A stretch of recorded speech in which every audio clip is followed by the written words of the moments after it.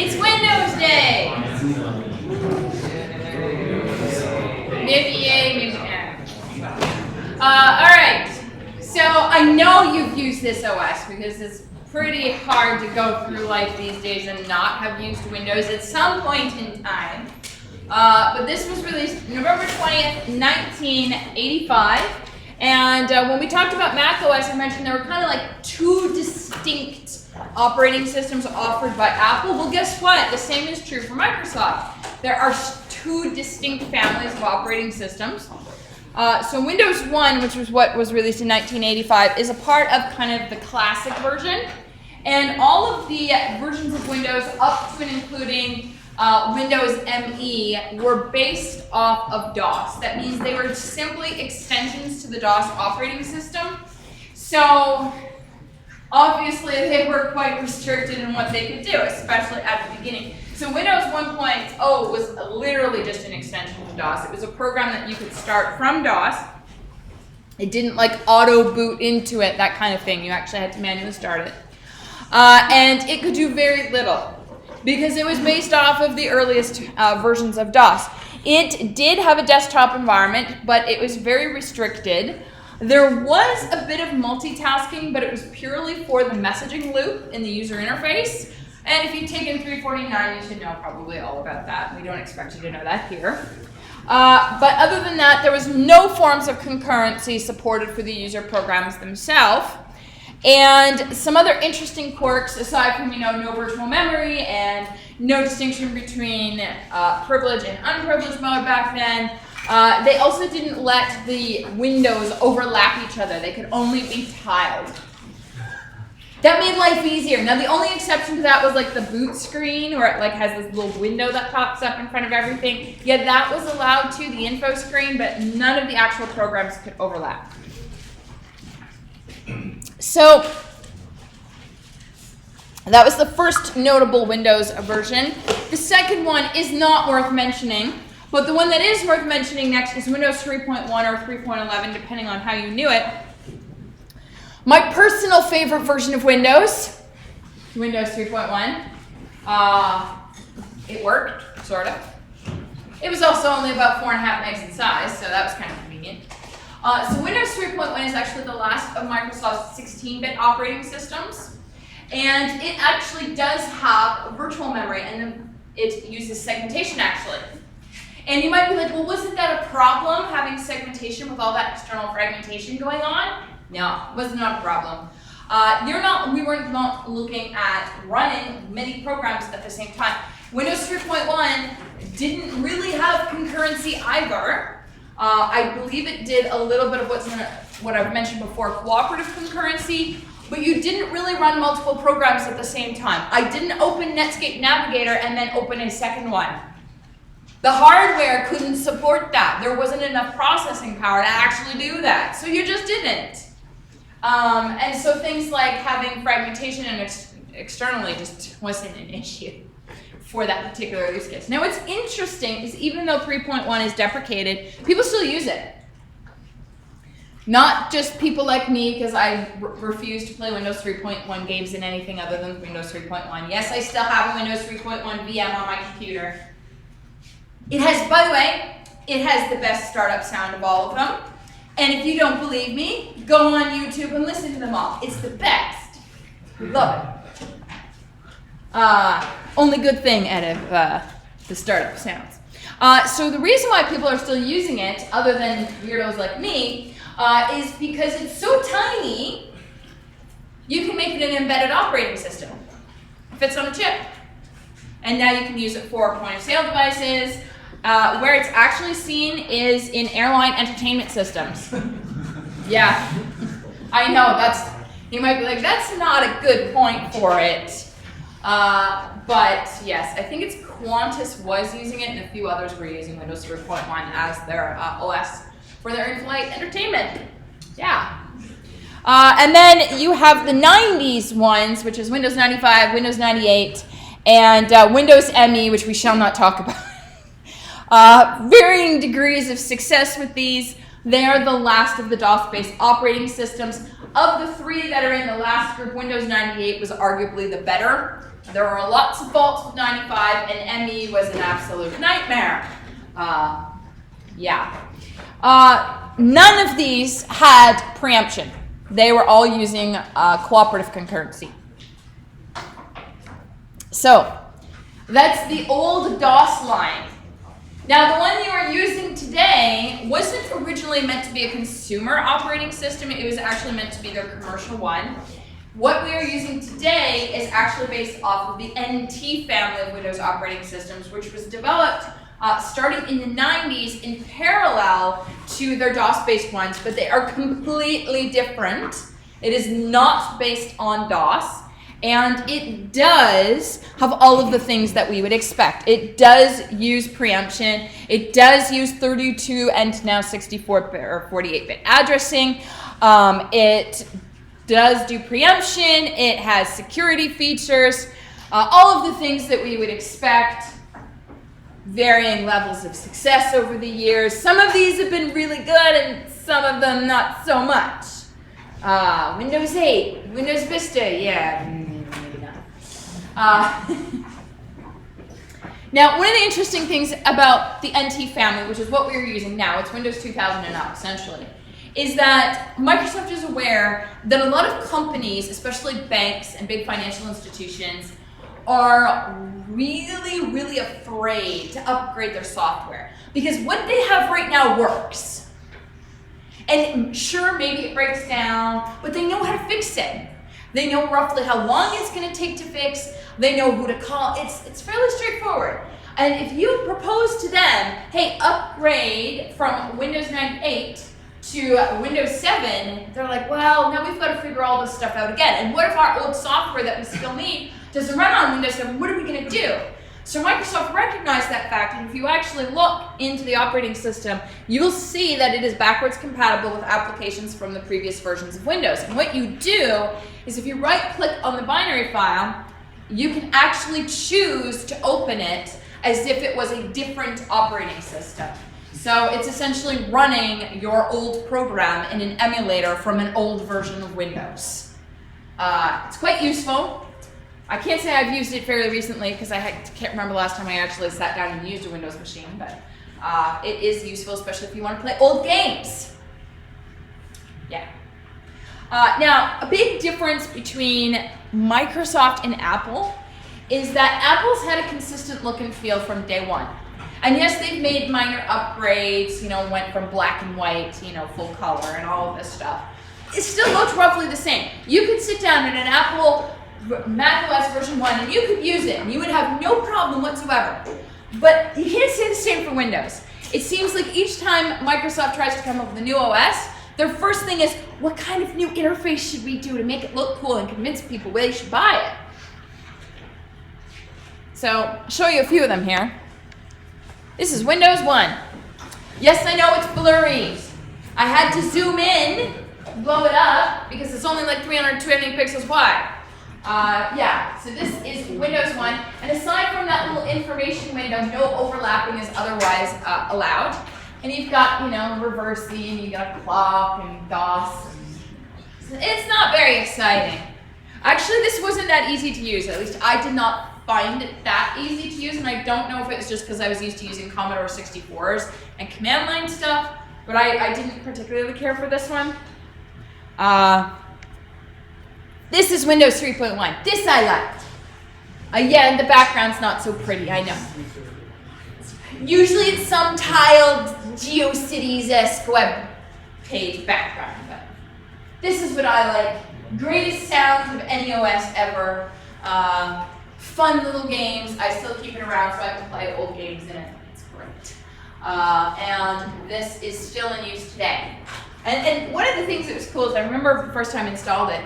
When you think of installing an OS now, you've got to like get like multiple Blu-rays because it's like a 6 or 7 or 8 gig installer if you use the actual disk to do it, or you've got to wait for like an hour for this thing to download. And it's like this operating system was 4 floppy disks, and each of those floppy disks was 1.44 megabytes in size. That was it. It's tiny. I mean, at the time it was big, but comparatively it's tiny. So that's Windows 3.1. And I'm not going to show you Windows 95 because it's a bit, but, well, you've seen it before even if you don't realize you have. This is, of course, Windows 10. And you can see, wait a minute, none of these look the same. We could put them all in here, like Windows ME, that was a weird one in there. They have actually, they don't have this consistency that Apple has. And it does get a little confusing going from one Windows version to another. And one of my big complaints actually with this one here is they want to make it tablet friendly. So they actually have 2 user interfaces. I think one is called Metro. I don't remember, and then there's the traditional one. And the problem is if you open the apps through Metro's interface, they show up one way. And if you open them through the traditional way, they look a completely different way. And you can change the settings through one. Some settings you have to, it's just really confusing. Consistency, that is one thing that Apple has done really, really well. Yeah? I feel like you're cherry-picking examples because XP, 7, Vista, and yes, similar. They do. So to be fair, it's not all of them that are different. There are a lot that are the same. Obviously, 95 and 98 and ME are the same.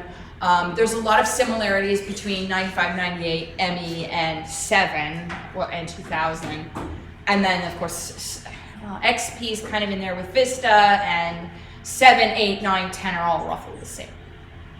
But there's still distinct differences. Like you can be like, this era looks like this, and this era looked like that. Who knows what the next one will look like? All right. So you'll probably notice we still haven't talked about Linux. We will. The reason why we haven't talked about it yet is because it's a lot newer than the others. But we will get there. And I'm saving the best OS for last. And I won't tell you what it is. You can probably guess. All right. So before we get into our new topic today, a couple things that we should probably talk about are, don't forget your quizzes. There's still a few left. The next quiz is going to be covering devices and device drivers. And assignment 3, you still have an assignment left.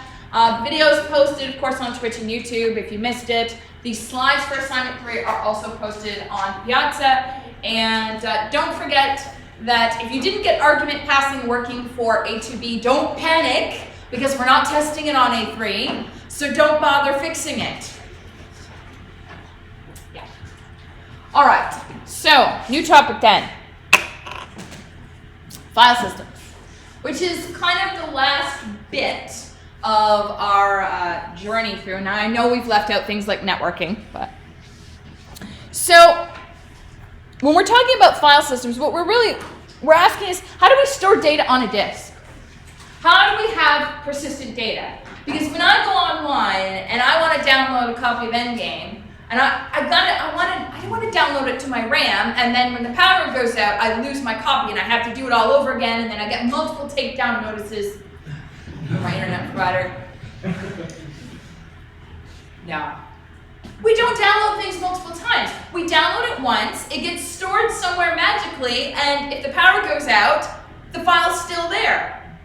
Well, how are we actually doing that? How am I able to store that file on the disk? And how am I actually able to retrieve that file? Because it's not just about how do I store it on the disk. At a later time, I need to be able to find it again.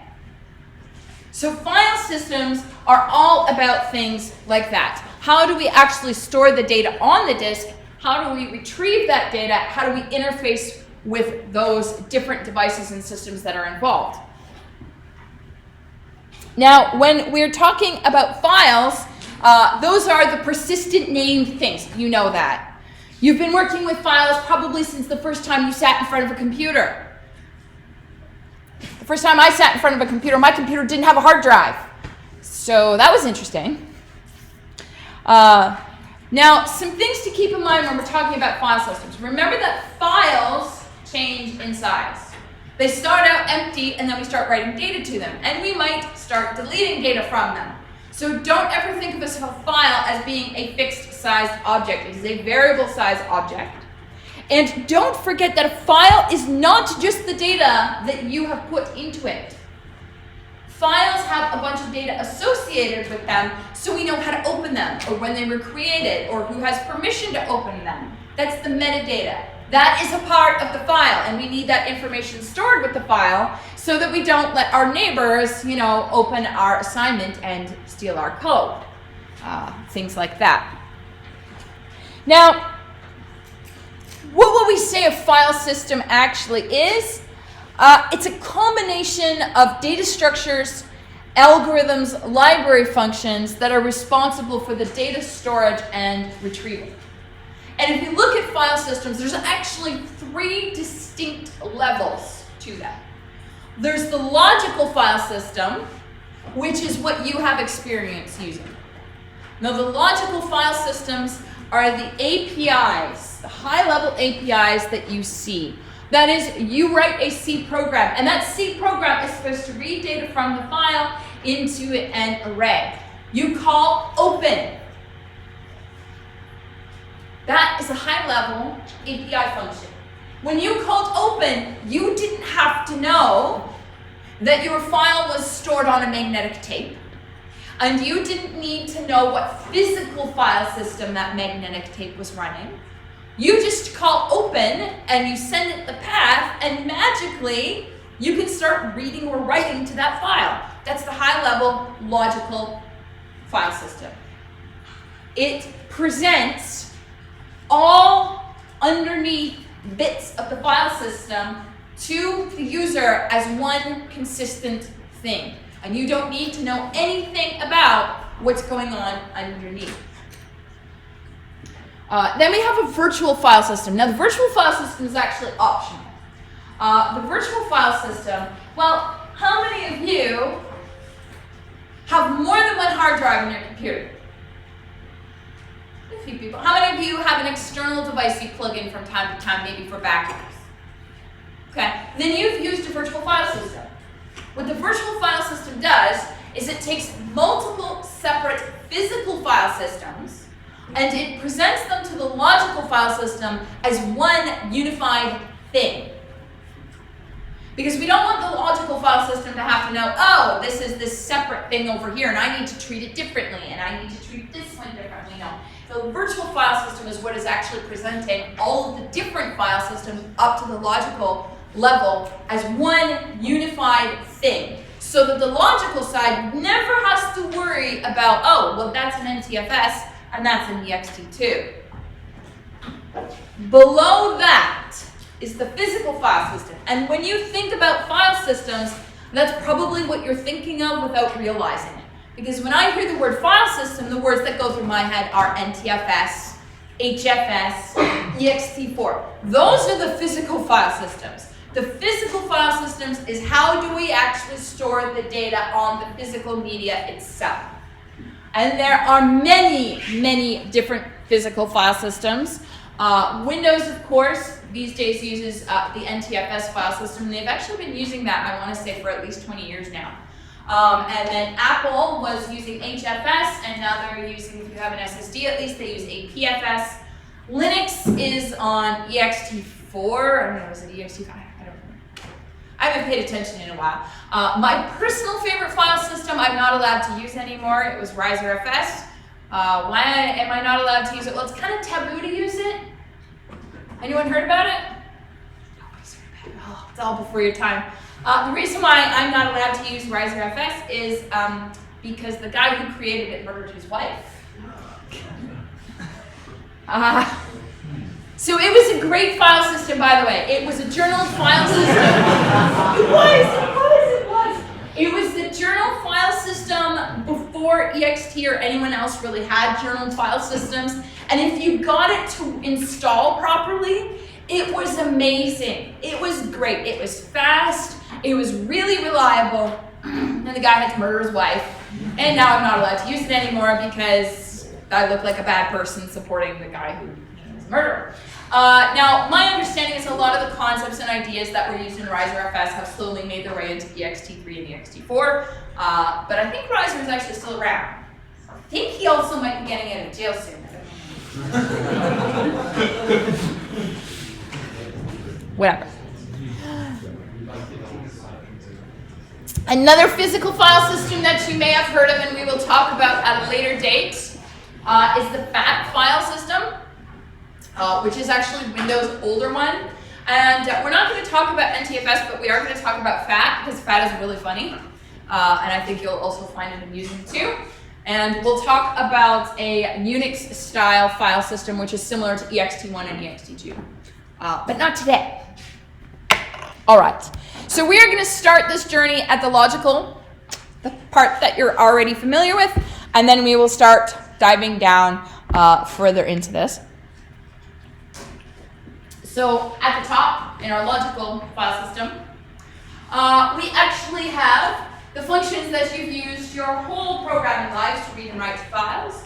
We have functions like open, which of course are going to open the file. Now actually, a lot more happens with open than you might imagine.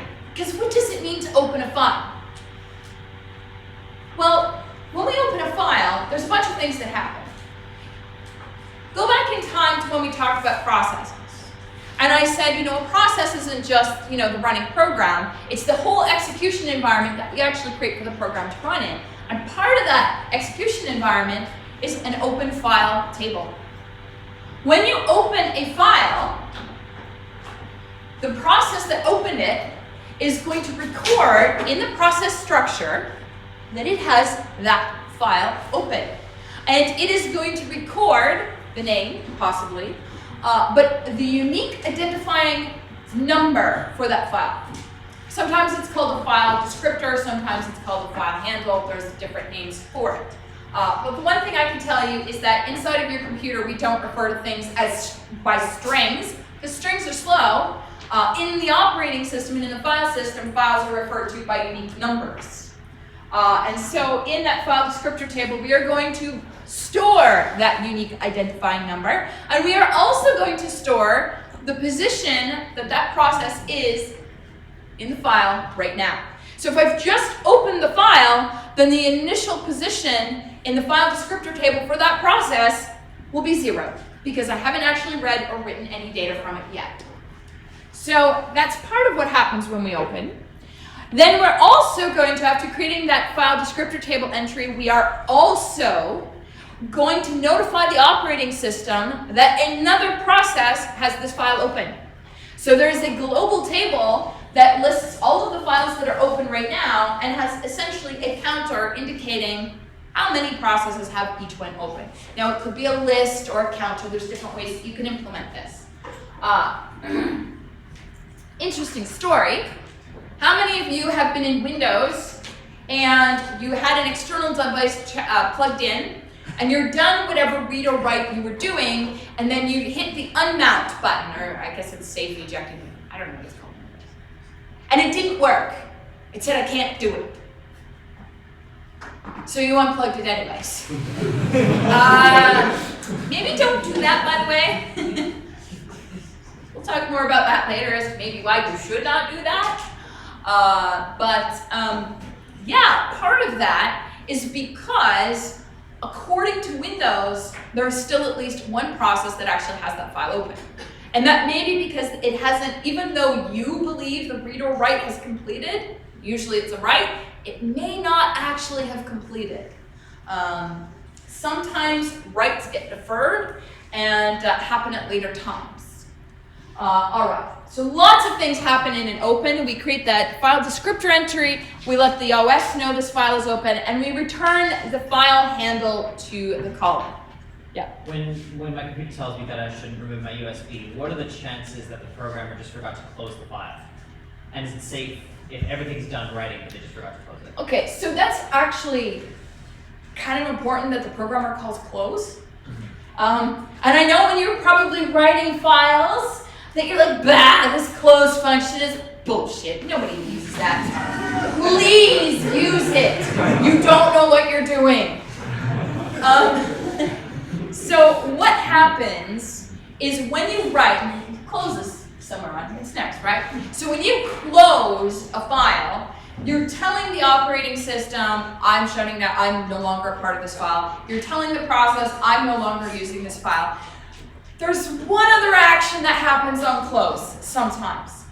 Systems don't, when you issue a write to the file, they don't necessarily immediately write to the disk.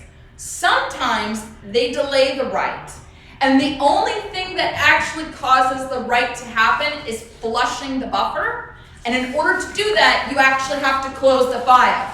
So if you forget to close the file, and you unplug without unmounting, because the unmount process can cause the flush as well. If you forget to close the file, you think you just wrote a whole file to that disk, and guess what? When you unplug it and you take it away, and you go to open the file on another computer, you realize it's corrupted, because the write never completed. And you might think this doesn't happen, but I have seen it happen many, many freaking times. Close your files and unmount your disks, or you're going to have a bad time at some point. More so probably in Linux, but it's getting a little better. All right, so that's what happens on close. That being said, yeah, I unplug the crap all the time. At least I know what I'm doing, consequences of doing it. All right. Actually, to be fair, I don't use external drives anymore because now my drive auto-syncs with my NAS and it auto-syncs with my backup NAS over the network, so I don't have to worry about it. All right. Now, other operations that we have in the logical file system. Read and write. They're provided to you by the logical file system to read data and write data to the file. Interesting thing. When you read or write to a file, have you noticed that you never have to tell it where you are reading or writing from? You just tell it, here's my file handle. Here is the place where I either want you to take the data from or stuff the data into when you read from the file. And here's how many bytes I want you to go. You never actually tell it where to do the read or write from. You know why? Because reads and writes in the file system are sequential. And they're sequential from the process's belief of the current position it is at in the file. So in that process file descriptor table, which indicates the byte number which it is at right now, that is where the read or write actually happens from. And if you read 512 bytes, then it is going to advance that pointer in the file descriptor table for the process 512 bytes beyond where it currently was. So it's actually in the process where we are keeping track of our current position in the file, and while read and write don't have to do it. Now, what if I want to read or write from random locations in the file? Well, that would be a bit nightmarish because you'd actually have to read in the whole damn file to do it in sequential order. So there's a function to change this, and that is the seek function. And seek lets you modify the process's file descriptor table to indicate what your current position is now. So you can seek to byte 10,500. And then if you do a read or write after the seek, the read or write will happen at the position you just sought to.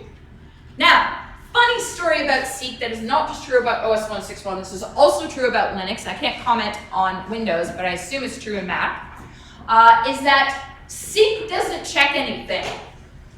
When you seek to byte 10,500, if your file only has 1 byte, seek doesn't care. Seek moves the file pointer to byte 10,500, but it doesn't actually read from it.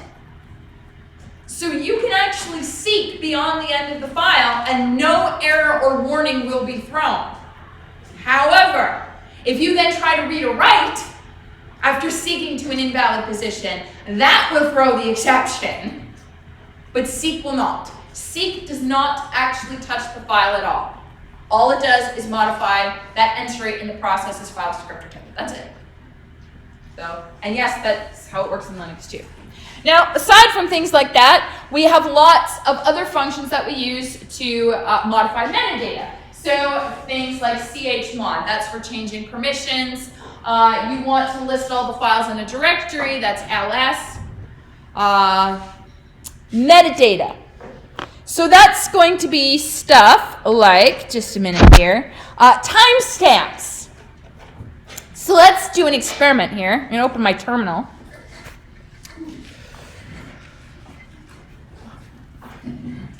Maybe we won't do it in your final directory. That would be bad. I mean, I'm sure you would all like it because, you know, you'd see final questions, but yeah, we're not going to do it there. Okay, so let's say that you were doing some work for someone and you were really, really far behind, but they haven't noticed yet. They sent you an email like, hey, you were supposed to send me this thing 2 weeks ago. And you're like, oh shit, I haven't done it yet. How do I get out of this? So you're like, I know, I've got a bright idea. I was supposed to email them. Maybe I could say the email got lost and I'll do it right now and send them the copy now. And I'll put the blame on them or the email server and take it off myself. But in order to do this, you've got to make sure that the timestamp on the file that you send them matches the date when it was supposed to be done and not the date that you actually did it. Well, as it turns out, you can modify the timestamps on a file. And you can do it very, very, very easily. So, let's do it, right? By the way, this is why we do not accept timestamps as valid proof that you haven't touched your assignment since the due date, because we know you know how to do this. All right, so let's say it was my thesis, even though I finished my thesis. I guess it was last summer. Okay. Because, you know, I made my thesis a text file, whatever. All right. So if I look at, I can use ls-la, not ls, and that is actually going to show me some of the metadata about this file I just created.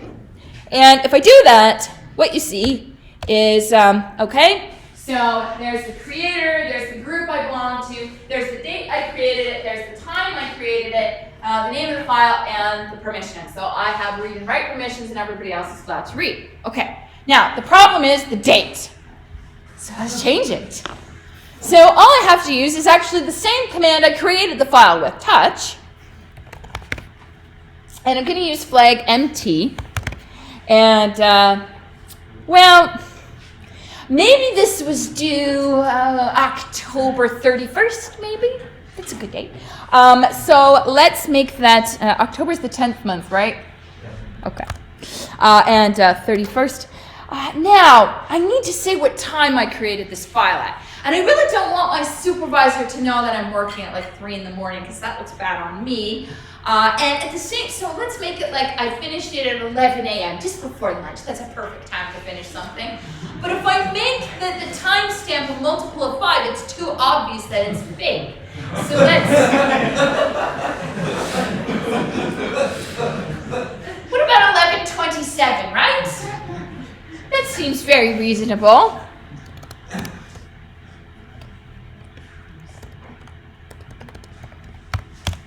So there we go, and now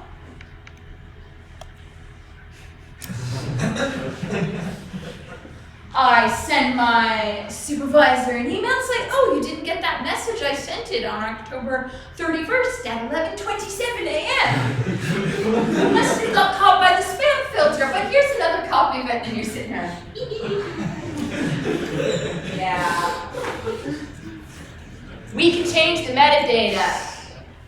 That's why we don't let you use it as a proof that you didn't touch your assignment. It's because it's really, really, really easy to change. And we can do all kinds of changes to the metadata. I can change the permissions here. Let's say I wanted to give everybody execute permission on this file. I don't know why you would do that because it's a text file, but let's just do it anyways. So in Linux, to change the permissions or any Unix-based operating system, it's chmod, and I know there's number codes to do this. I don't like them. I'm using the text way because I can't remember the number codes anyways. So, users, group, others, plus X, add execution privileges to everybody. And now everybody is allowed to execute my text file, though I'm not sure why they would. Metadata. There's all kinds of file system functions to let you read metadata and change metadata. They're all a part of the logical class. All of them. I'm sure you can find some gullible person somewhere who this will work on, by the way. Not in our department, though. Maybe U of T?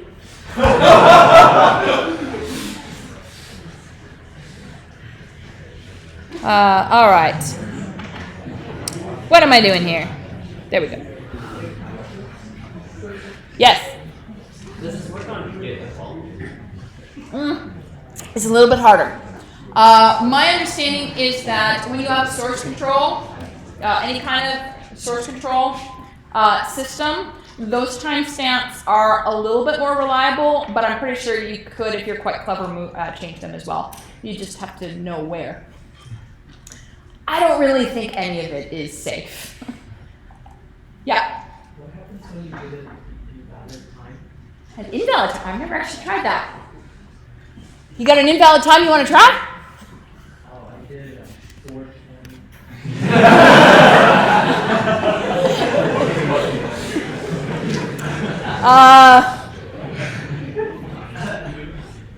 So how about we try to make it like the 13th month or something?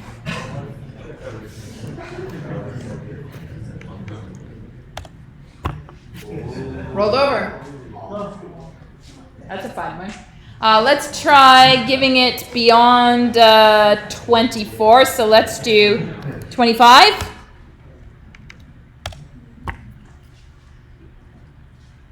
And, oh, look at that. It actually got rid of the time altogether on both of them. Wait, I think that one character is off. One character's off. Oh, yes, you're right. Well, let's make it, there we go. Oh, it does give me an error. I don't know, sometimes I never actually, why would I do that? It's not what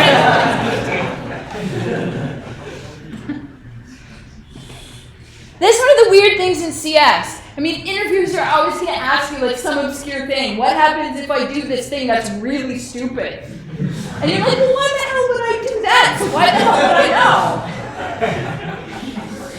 What are you, weird? All right. I've had that happen in interviews, by the way.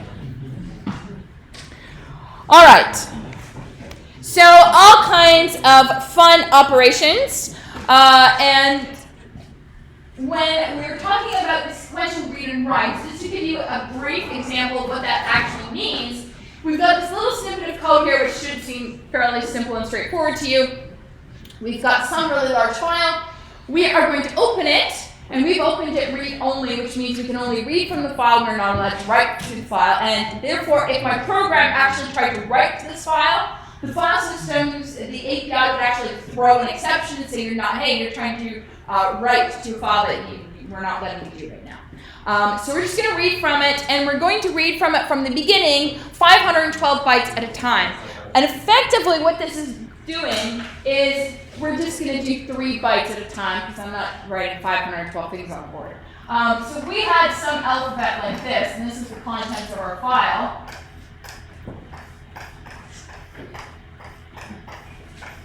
So what we are essentially doing is we are reading this chunk, and then we read this chunk, and then we read this chunk of the file. And at the end of those reads, the file pointer is here. Such that if we were to read more data, we would be reading from this point onward. And we never have to tell read where to read from. It just knows because it's in the process of file descriptor. Yeah? What will happen if you try to read something by doing something? If you try to read beyond the end of the file, I think that kind of depends on the system, but I think a lot of them will actually throw exceptions if you try to read beyond the EOF token. or I think some of them, the second they read the EOF token, they'll just stop. A lot of the APIs do different things. Java does something different than the C. I know that much. All right, now, we don't have to go in sequential order. We can go in other orders if we want. We could read randomly. If we want to do something other than sequential order, then we're going to need to employ seek to do it. And so in this case, it's the same example, but what we're doing this time is we're seeking to the last nth chunk, and we're going to read it chunk by chunk backwards. So what this example does is it actually reads this chunk first, and then this chunk, and then the first chunk. And you can have all kinds of fun with the seek, but a couple things to remember is that be careful about where you seek to, because seek does not check that the byte you've sought to is actually a valid byte of the file. And if you then try to do a read or write afterwards, it usually throws an exception, usually. And your program may die. So be careful about using seek. All right. Any questions about this? It's all pretty normal, right? Because you've been doing this for years, I presume. All right. Enough about those. What about directories? So how do we actually organize the data on the disk so that we can retrieve it? Well, we know that if we were to sit down at a computer, we're probably going to create some organized directory structure. And I'm going to put all my source files into the source directory. And I'm going to put all my library files into the library directory. And I'll put all my my binary files in the bin directory, and so on and so forth. We use these directories to organize data, but what is a directory? Am I literally creating a little pocket on the disk which I shove stuff? No. What the directories actually are mappings between the file name and what's known as the I number. So every single file on your disk is assigned a unique identifying number. There are no two files on your disk that have the same I number.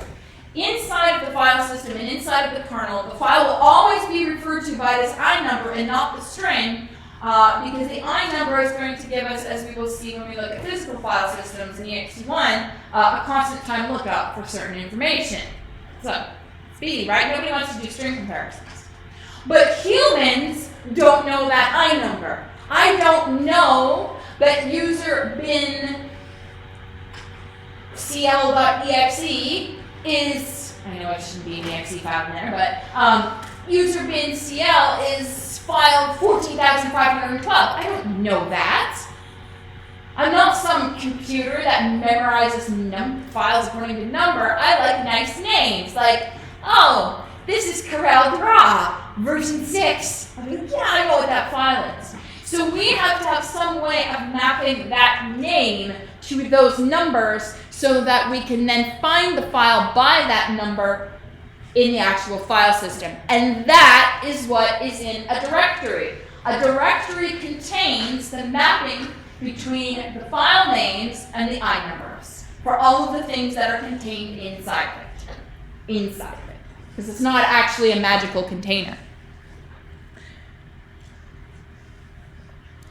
Now, some interesting things about directories. Directories themselves are actually files too, but we consider them a bit special.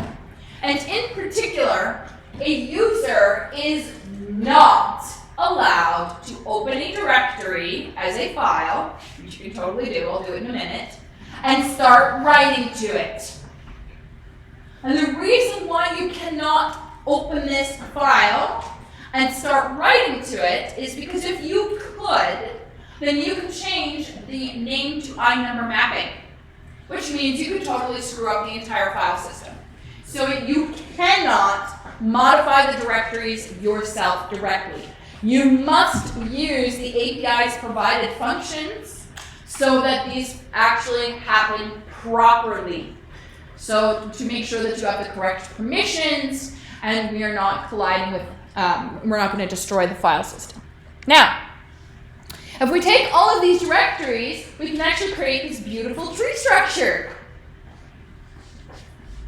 And we call this the hierarchical namespace. This is a pictorial way of looking at what your disk looks like. And at the very top, we have the root directory. You know, we're using Unix-based files in here. And then each of the black circles are directories. And inside of those directories, we are mapping names to the I numbers. And the path that you take to find a file is the path that we take through this tree to find the directory that contains the name to I number mapping for the file we want. So if I want to open foo miss temp, that path, okay. Need better ringtone though. It's the default. Alright. So foo miss temp is that's the path we took. Through this tree, I was in root, and inside of root I see there's a mapping to foo, and foo is 24. And now I open directory 24 because only humans use names. And inside of directory 24, I look up MISC. And it says, oh, MISC is number 93. And then I open number 93. And inside of 93, I look for temp. And there it is. Temp is file 12. And that number is returned to open. And now I know the number of the file that I actually want to open. And I no longer need to refer to it by that long-ass string. Now, the other thing in here is we have the squares of the actual files. You will note that actual files are only leaf nodes. Directories can be interior nodes or they can be leaf nodes. They can be anywhere. You are allowed to have a directory as a leaf because you're allowed to have an empty directory, obviously. If I make a new directory, it's empty. But a file cannot be an interior node. It's not possible. All right. Now, we actually have a name for this mapping. It's called link. Specifically, it's called a hard link. And a little quirk about hard links, you can have as many as you want to the same file. So I could technically have 200 unique paths to the same file number. Because the thing that actually truly uniquely identifies a file is its number, not the path, not the name. The only thing that uniquely identifies the file is its number. And you can have as many damn names for it as you want. When you create a file, you are creating the initial link to that file. You are adding into the directory where you are creating that file the initial hard link between the name and the number. Then I can use the link command to add as many as I want. Now, if you're wondering, I've never heard of this and I've never done this before, is this creating a shortcut? No, it's not a shortcut. And you probably haven't done it before because it's pretty rare to actually do this, to create multiple hard links. In the 90s, I want to say, when I did a lot of kernel stuff in Linux, I did use a lot of hard links, and it was for stuff like making sure the compiler was accessible from particular directories. It had to do a lot with builds that I would do this, but nowadays we don't tend to create multiple hard links. We tend to create soft links. And Windows, I believe, doesn't do this at all. I don't think they use hard links at all. If we want to create any kind of second path to a file in Windows, we use a shortcut. And those are very different, and they're also not covered by this course. All right, now, there is a rule. You may not create multiple hard links to a directory. And the reason why they do not permit you to create multiple hard links to a directory is because doing so creates a cycle. Let me show you what happens if you do this, so that you will understand why a lot of file systems stop you from doing it.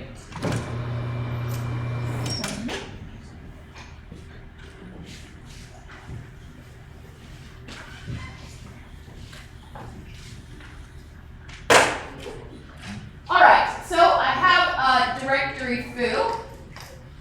And let's say foo is actually number 87. And inside of directory foo, I have a file a.txt, and that is file 71. And then I also have another hard link inside of foo to bar. And I don't know, let's choose like 3. There we go. Okay. Now inside of the directory bar,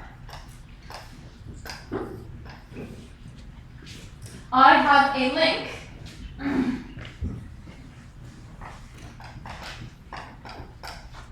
to directory widget, which is 87. Okay? How many paths are there to file 71? There's an infinite number of paths. There's foo a.txt, but there's also foo bar widget a.txt, and there's foo bar widget a.txt, and so on, and so on, and so on. And so you're on your Apple machine, and you accidentally click on Show Me All My Files, where it tries to traverse the entire tree and show them all to you. Well, guess what? It gets stuck in that loop. Oops. Yeah, we do not like cycles. Now, you might be of the mindset, well, you know, not every extra link to a directory is going to cause a cycle. So maybe we'll allow it, but we will check before we actually let the operation go through. Okay, well, if you're taking 341 right now, how fun is it to check a large graph where there's a cycle in it? It's not that fun. Probably we don't want to waste the time on it. So sometimes the easiest way to do things is just to forbid all of it. That's not to say there aren't file systems out there that don't allow this or don't check it. It's just to say it's good practice to just know it. All right, so what does this look like then? I got to admit, there's one thing I love about this room, and it's this 1960s circuit breaker panel to actually control everything. It's like nuclear switches. It's great. All right, so what does this actually look like when you have multiple hard links? So I have file 147, and I have 2 hard links to that file. So I can technically open this file through path docs.a.txt, but I can also open that file through foo my_a. And when we are keeping track of what files are open, we should therefore not use the string, because the strings are not unique, but the numbers are. So when you're keeping track of what files are open, you should always keep track of it in terms of the I number, not the name of the file, because that's what's unique. All right. So that's how I create the files, or how I actually have directories and I find things, and that's hard links. What if I'm deleting a file? What if I want to remove one of these hard links? Well, that's the process of unlinking. And when there are no hard links remaining to a file, that is when a file is truly gone.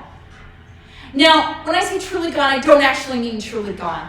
Because here's the dark truth about disks and file systems. When you say RM, my bad thesis.txt, you know what it does? It removes the hard link to the file. So it's going to say, okay, I'm going to remove the hard link to the file. Doesn't actually delete the data. When you delete a file in Mac, when you delete a file in Windows, you are removing the file system's ability to retrieve that data, but you haven't actually deleted the data. And if you are doing a quick format versus a low-level format, you're not actually deleting any data either. All you are doing is getting rid of all the links to it. Which means that if you've got a disk that has maybe some stuff you don't want people seeing on it, and you do a quick format and put it up on Craigslist, and somebody buys it, guess what? They have 100% of your data still. Be careful. Delete, just because you've removed the hard link doesn't mean you've actually deleted the data. Now, if you don't want to remove all of the hard links, maybe you just want to remove some of the hard links because you don't like the fact that there's multiple paths to the same file, then you don't have to use RM, you can just use the unlink command. They both work just fine. All right, any questions about this stuff?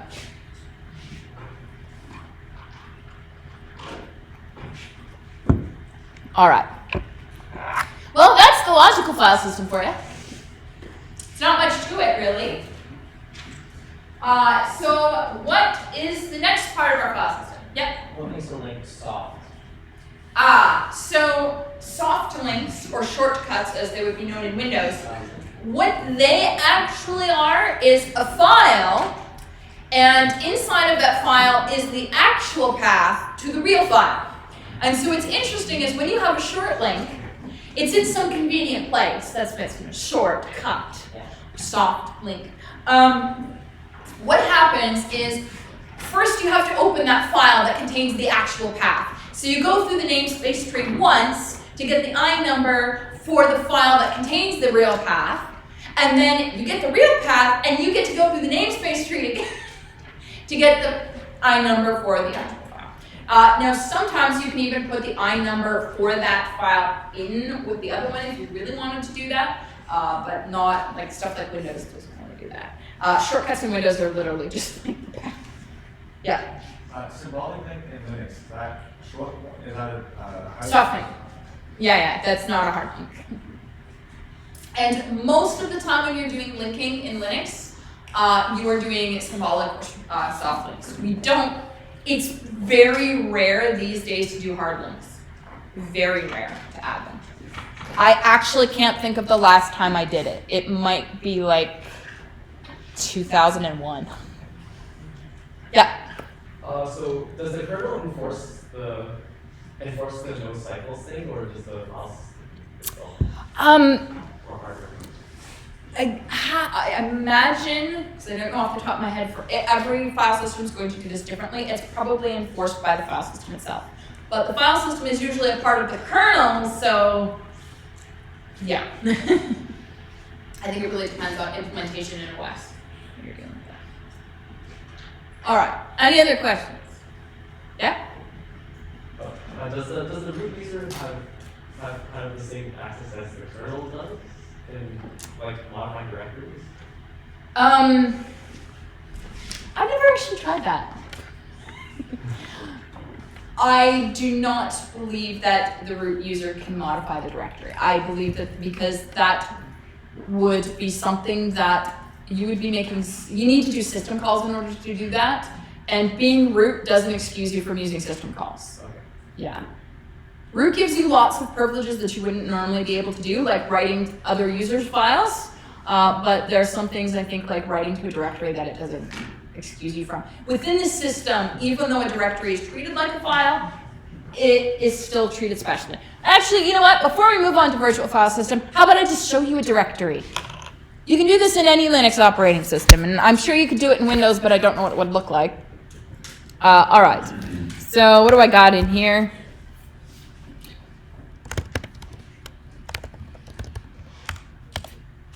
There we go. I opened a directory. It's just a plain text file. Now, this will not actually show me the I numbers in here, which is a good thing, but they are still stored somewhere in the system. But there, as you can see, there's all the contents of this directory is actually stored in plain text inside of this. You can still open it as a file. I just can't write to it. Like if I try to write to it now, it's like, no, you can't do that.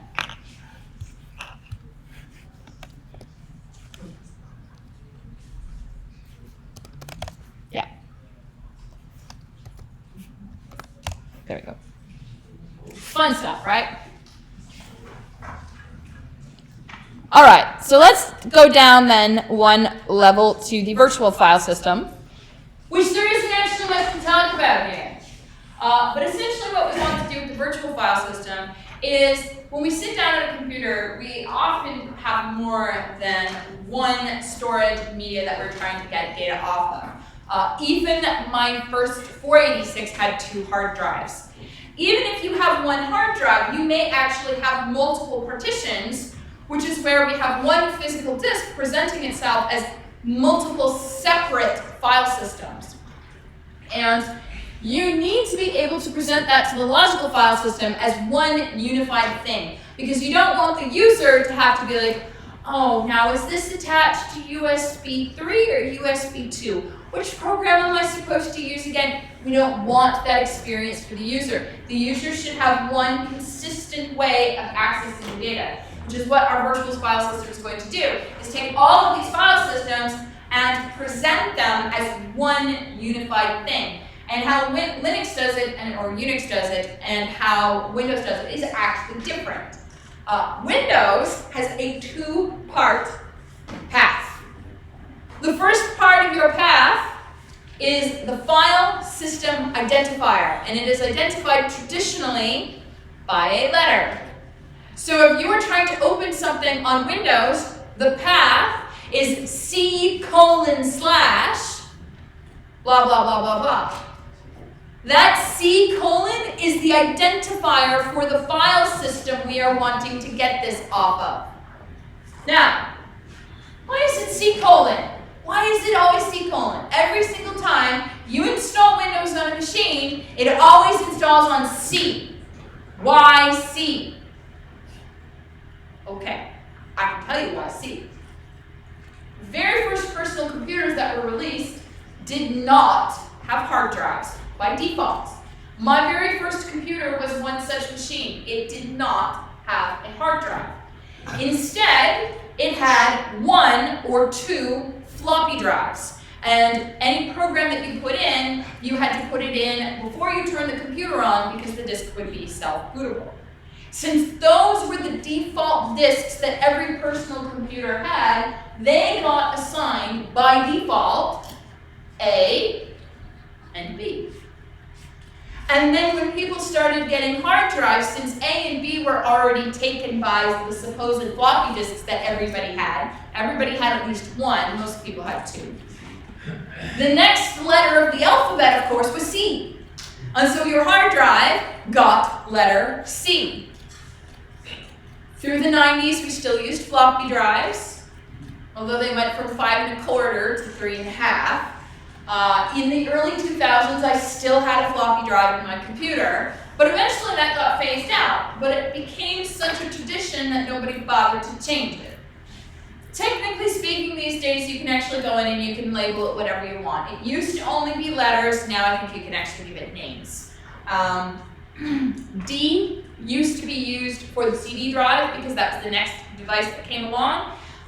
Z and N were most commonly used for network-attached storage devices. But that is how Windows takes multiple physical file systems and is presenting them to you in 1 unified way. They have a 2-part path. File system identifier, path within that file system. It's pretty easy, actually. Now Unix, on the other hand, does something different.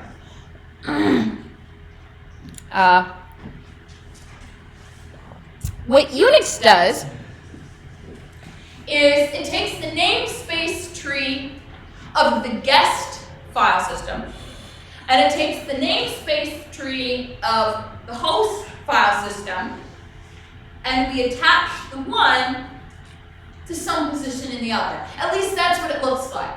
We are not combining the namespace trees together formally, it's just that's what we're making it look like. Inside it's still separate, but to the user it looks like the 2 file systems have now become 1. You do that with the mount command. When you want to mount a file system, and maybe you've never had to do this before, but you would say, mount dev/SDA1 to home Lenortha X. And now everything on my disk that I just plugged in, I can now access through home Lenortha X, followed by whatever path I needed to take through the guest's file systems tree. So we are taking little file system X, and we are going to attach it attach it in a very loose sense to directory A. And so it looks like now that I've created one unified tree. Again, this is just from the user's perspective. Underneath, they are still separate. And now, in order to access file system X's file XQ, I can access it by XAXQ. And when you unmount, you're separating it back out again. Now, interesting thing. In both of these cases where we take multiple file systems and make them appear to be one unified thing, if you're thinking that each file has a unique I number and now I've just combined two file systems together when I have collisions in I numbers, you're absolutely right. But just because the user thinks that all of these file systems are one thing does not mean that the kernel of the operating system treats them that way. The kernel is aware that these are two separate things, and therefore the kernel knows that even though the user is looking at the tree, it looks like there's two files named 47. The kernel knows they are on separate file systems, and therefore there is no real collision. So the kernel will keep that straight. All right. That's the virtual file system. There's not much to it. Any questions about that? All right. Yep. In Windows, I know if I'm on the command prompt, I have to type the name of the file system to navigate to it, and then I can go on regular commands. If I'm trying to copy from one to the other, is that just not possible if you don't kind of merge file systems? So what do you mean by like in Windows? Like if I'm in Windows and I want to copy some file from my C To your D. to my D, yeah. So you just do CP. So let's suppose you're in your C drive, which is where the source is. You just do CP. God, I haven't used DOS in eons. CP, whatever the file is, and then space D:.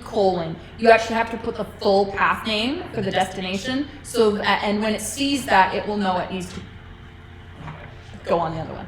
Yeah. So you don't need to know anything about that. It behaves completely as if it's one unified thing. Okay. But it is important that you actually have to put the file system identifier there as part of the path, otherwise it won't figure it out. I have played a lot with DOS, just not in a long, long, long time. Yeah.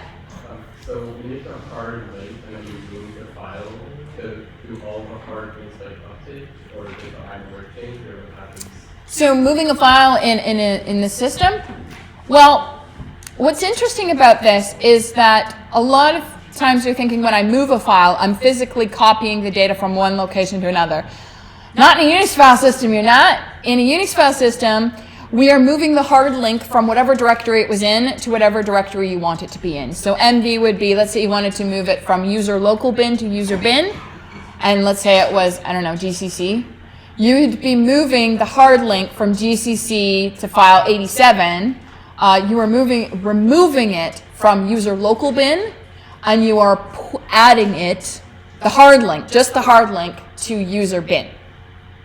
So you're just moving the position of the hard link. You're just modifying the tree. You don't actually move the file data.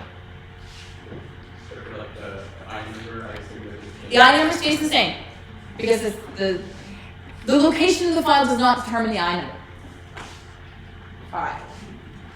Yeah. When you said you remove a hard link, the data still stays, right? So that is still up for grabs. Like it just becomes up for grabs or something else. Yes, which is what we will get to in the physical file system.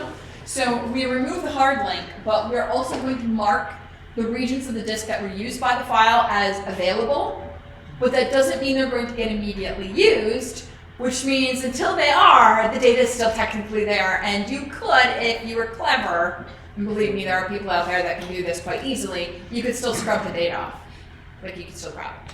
Or if you just like told them to try with stuff, you know, right? Well, so yeah, if there's a thing in things like, there's a program in like Apple where you can do like secure delete. And what secure delete does is it usually makes sure that when you delete something, it's not just deleting the hard links, it actually goes and marking those blocks as free. It actually overwrites the data to make sure it can't be retrieved. Yeah. Just a question about hardlinks. Before you mentioned that directories contains the information of the file names and the I numbers within that directory. So are those the hardlinks? Yes. The mapping between the name and the I number, that's the hard link. Okay. Yeah. What if we run out of I numbers in the process? That doesn't usually happen. So what we're going to look at here in a minute, and we may not have well, we might get to it here, is that the particular physical file system you are using, combined with the size of the disk, there is a predetermined number of I numbers that you can use. And what you usually find is the number of available I numbers is greater than the number of non-empty files you could have on a disk, even if each of those files was the smallest non-empty size possible. So they try to balance that. I'm not saying it has never happened. I have never encountered that in my life. Never.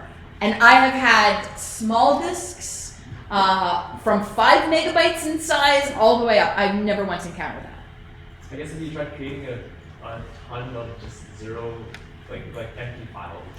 Yeah, so the best chance you have if you wanted to run out of I numbers is to actually create a bunch of empty files. Because you're not actually using any file data. You're just, as we will see, and so you would run out of I numbers. But who does that? Who creates a disk full of empty files? Maybe like a 12-year-old, I don't know. To be fair, that sounds like a prank I would have played in like high school on the librarian because she hated computers. All right. So we've talked about logical, we've talked about virtual, now we have physical. One more. In the student servers, we have a certain quota of memory we can use up. Since the files that I'd be creating would be empty, could I just in an infinite loop, just run touch and just fill it up? I think there's metadata. I don't know, but if you want to try it and tell me what happens. Okay, well, I don't want to fill my quota though. Well, see what happens. Okay. And let me know.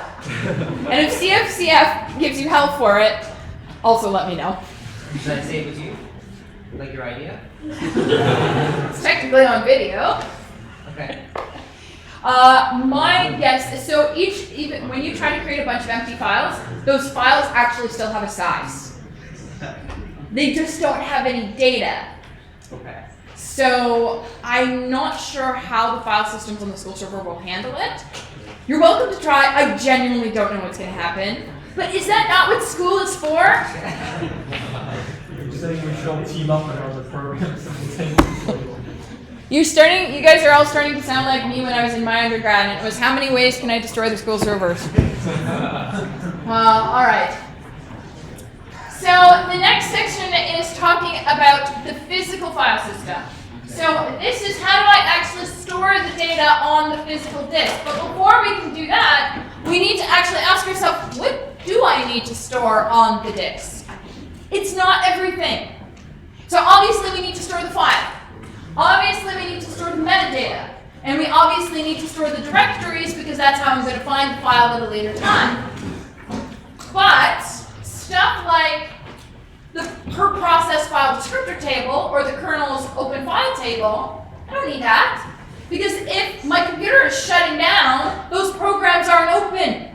And neither is my OS. So I can throw it away. It doesn't matter. So there's a lot of structures that we actually don't need to be persistent. Now, there are some, that's a gray area, because people have been experimenting with different levels of hibernation where you shut your computer off, and yet when you open it back up, everything comes right back to the state it was.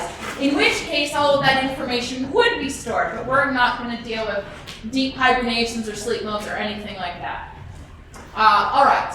So for our physical file system, just to let you know a little bit about, and we'll continue this next class, we're going to be using a 256 kilobyte disk, which is even smaller than the smallest one I've used. Why this small? So the example can be drawn on the slide. And on our disk, we are going to use 512 byte sectors. This is the most common sector size. Now, here's the problem.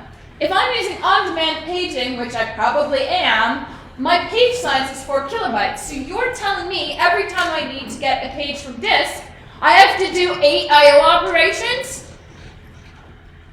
No thanks. So you know what we do? We take a bunch of contiguous sectors and we group them together and we call it a block. And even though the disk does sector-based addressing, my file system does block-based addressing. And we are only going to permit reads and writes of blocks. We will take a closer look at this next class. Please don't destroy the school servers. I don't want to get in that much trouble.